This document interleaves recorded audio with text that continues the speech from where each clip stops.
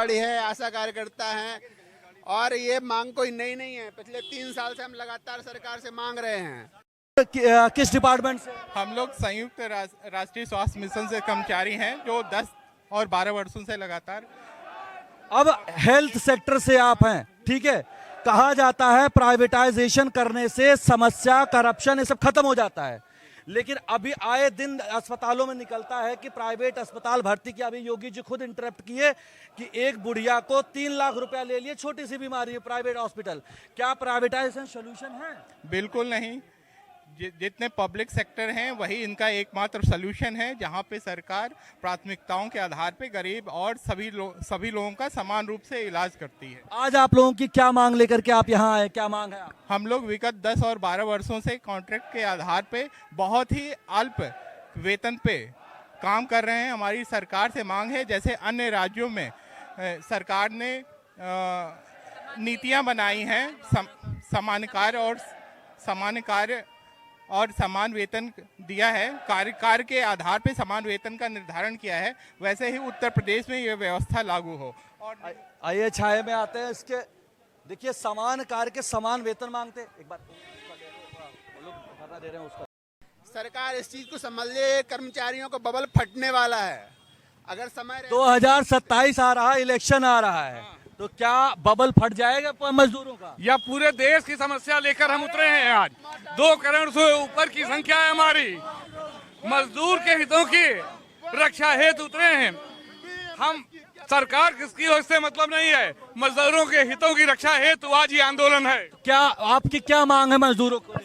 हम संविदा, आउटसोर्सिंग तथा तमाम विभागों का जो निजीकरण है, पेंशन जैसे ज्वलंत मुद्दे हैं जिनको की सरकार अभी उस पर निर्णय नहीं कर पाई है। 4 लेबर कोड लाई है, उसमें भी 2 लेबर कोडों में हमारा विरोध है जो मजदूर विरोधी है। अच्छा मैडम, आप महिला हैं, इस समय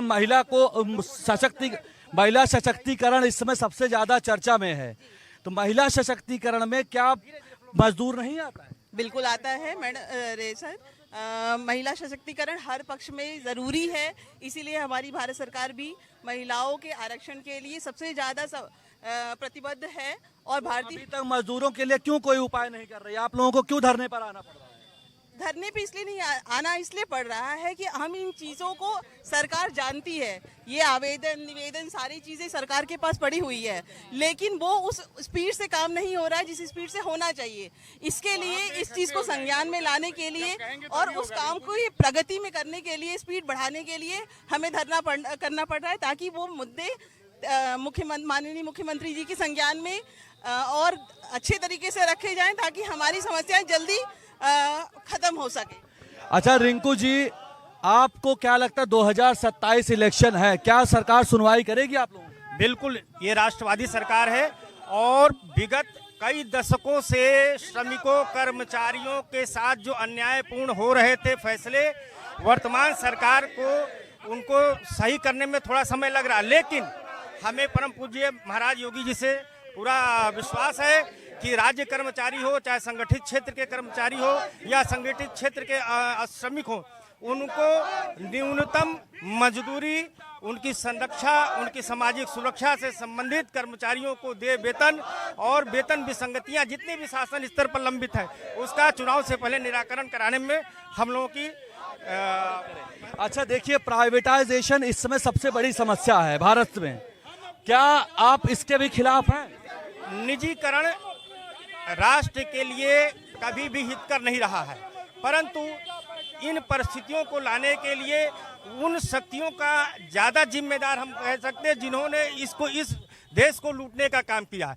कई ऐसे राजनीतिक पोषक रहे हैं लोग जिन्होंने भारत को केवल कमजोर, आर्थिक रूप से कमजोर करने का काम किया।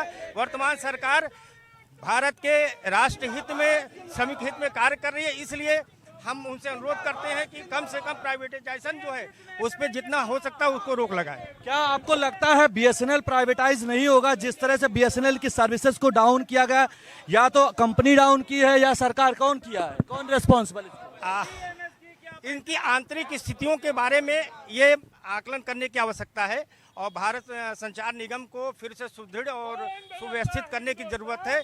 और इन्हीं सब मांगों को लेकर के हम अपने ज्ञापन में रखे हुए हैं कि बीएसएनएल को फिर से उसको पुनरुद्धार करके पुनर्निर्माण करके उसको सशक्त बनाया जाए। देखिए, बीएसएनएल एक ऐसी कंपनी है जो सबसे पहले आई, जिसके टावर इंडिया में हर जगह पर उपस्थित थे, फिर भी ये प्राइवेट होने की कंडीशन में आ गई।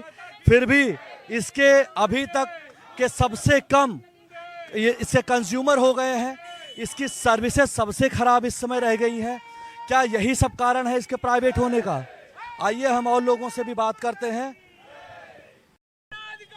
अच्छा, ये बताइए, बीएसएनएल एक ऐसी कंपनी जिसका टावर पूरे देश में था, हर जगह उपस्थित था, आज वही कंपनी डूबती हुई आ रही है, अपनी सर्वाइवल के लिए परेशान है। सरकार की उदासीन नीतियों के कारण सरकार जो है ईमानदारी से चाहती नहीं है। तो सरकार प्राइवेट कंपनीज को क्या फायदा ज्यादा दे रही है सरकार को नहीं? हाँ बिल्कुल, निजीकरण को प्रोत्साहन दे रही है, निजीकरण को बढ़ावा दे रही है। तो क्या उसको लेकर के आज अपनी आवाज उठाएंगे आप? हाँ, क्यों नहीं।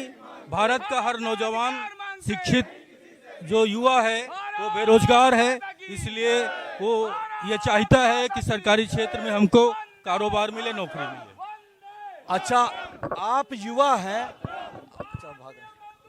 प्राइवेटाइजेशन देश के लिए हितकर है? नहीं है, देश के लिए बिल्कुल हितकर नहीं है।